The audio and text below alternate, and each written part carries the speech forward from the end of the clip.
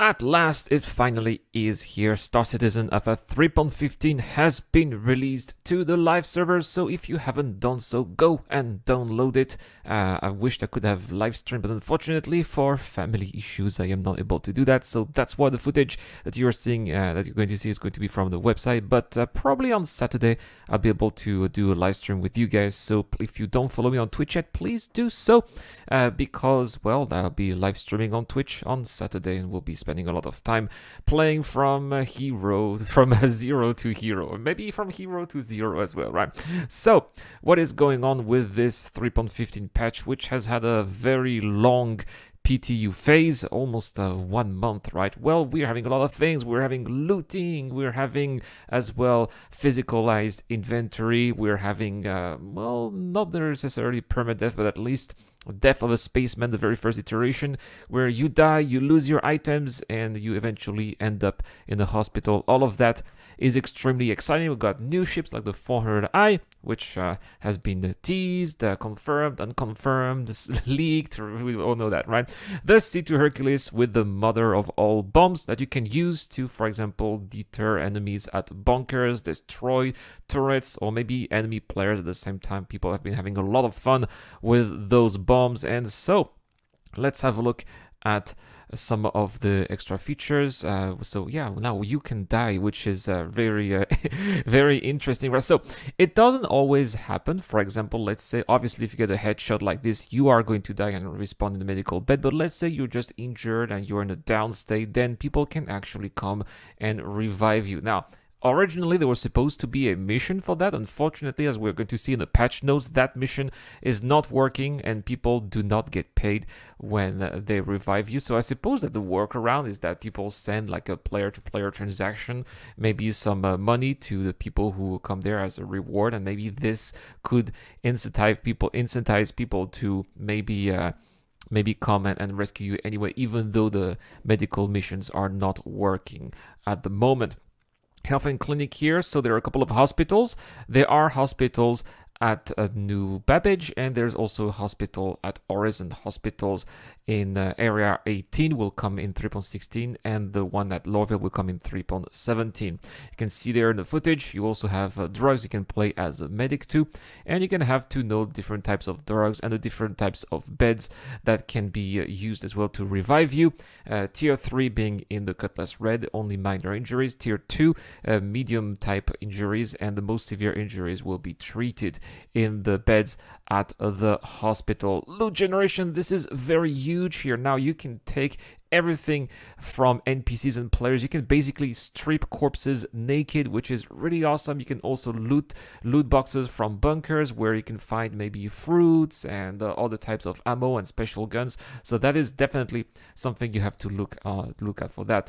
Personal inventory here. You can store your stuff at your different landing zones where you can only get them. Let's say, for example, you store something at New Babbage, but then you go to Lorville. You will not be able to access to your stuff in New Babbage. You're going to have to go back to New Babbage to pick them up. So that is another step towards fully physicalized inventory, something that is going to make the Star Citizen universe more immersive too. New missions. And these are new bunker missions. They have been pretty junky and not so not working so well in the PTU, but we'll see in the PU if they work as well as what we're seeing in the footage. Let's not raise our hopes so much, because we all know how bad the servers are right now. New ships, we talked about the 400i, the A2, and the A2 Hercules. A couple of new armors as well. These are some of the high pressure suits, which are going to be useful when, for example, you're in very hot environments, and as well as this one here, some kind of bounty hunting new armor, which comes actually for free if you have attended CitizenCon this year. Very cool looking armor, which I'm going to be using when I start playing 3.15. 3.15 is also getting a new neighborhood in Horizon. It's the Crusader Showcase if you want to be buying a Mercury Star Runner or a C2 Hercules as well. And that's basically it here, coming coming with 3.15. We also know that there's also going to be the 30k error recovery, something that they do not talk here, but it's going to make traders really happy. We also had a very cool post here about server meshing. It's on the website, it's on roberspaceindustries.com. It's probably going to have its own separate video, but this is the juiciest part here. When we will see persistent streaming and server meshing in the PU, our current aim is to release persistent streaming in the first version of replication layer, ideally between Q1 and Q2 next year. This is the first time we have a hard date for server meshing and persistent streaming. It's going to be the very beginning next year. But again, these are going to be small baby steps after small baby steps until we finally have full server meshing, which they hope to be released, if there aren't any unforeseen technical complications, by the end of next year. So I think that by next year, CitizenCon next year, we're going to have something absolutely amazing, probably Alpha 4.0, I suppose, when we finally are able to get into Paro. And they do say that right now the current state of server meshing is very advanced. This is a huge process that started all the way back in 2016 when they 2017, sorry, they started working on server meshing back in 2017, and the very first work that came in, all of these different steps were required for what is going to come later next year, right? Object container streaming, entity authority transfer, replication layer, and persistent streaming, and then we're going to have static server and server meshing. Now, what is a persistent streaming? Now, this is really important here because this is something that I've also been wondering, right?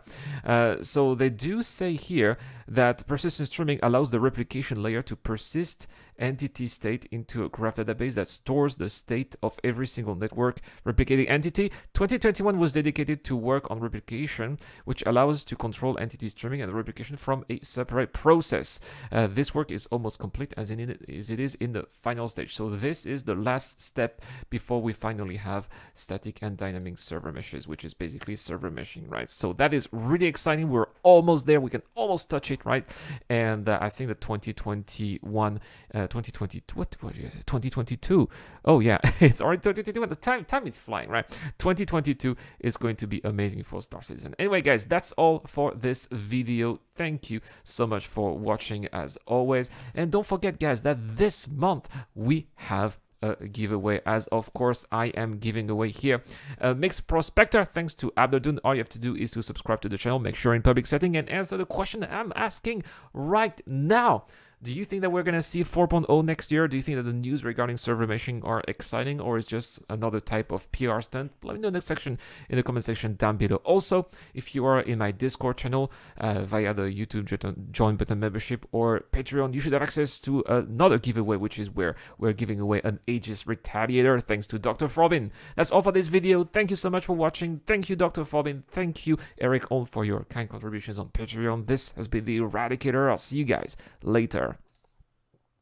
A huge shout out to everyone who's been helping me out on Patreon and via the YouTube Join Membership program. Creating content on YouTube involves continuous circles of ups and downs, and it is when we are the lower parts of the curve that your help really motivates me to keep on going. Your contribution really does make a difference, which is why in return I try to give back by offering backers access to my private Discord channel, automatic access to exclusive giveaways, or answering your questions during the show. You can help me out with as little as $1 a month, and any help is greatly appreciated. Thank you very much for watching again. This is the Eradicator. I'll see you guys later.